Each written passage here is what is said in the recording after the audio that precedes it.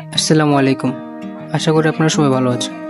স্ক্রিনে যে মুরগিটি দেখতে পাচ্ছেন, এই মুরগিটি খুবই ছোট একটি ডিম পাড়ে। ডিমটি একদম কোয়েল পাখির সাইজের মতো ছিল। এই ডিম থেকে বাচ্চা ফোটানোর জন্য আমি ডিমটিকে আমার ইনকিউবেটর মেশিনে দিয়ে দিই, যেখানে আরও 60 পিস কোয়েল পাখি ডিম বসিয়েছিলাম। তো 5 দিন পর আমি ক্যান্ডেলিং করে দেখি ডিমে কোনো ভ্রূণ সৃষ্টি হয়নি। তারপর ডিমের ভিতরের কুসুমটুকু দেখার জন্য আমি চিন্তা করি ডিমটাকে ফাটাবো, এবং আমি ডিমটাকে ফাটিয়ে দেখি ভিতরে খুবই ছোট একটি কুসুম।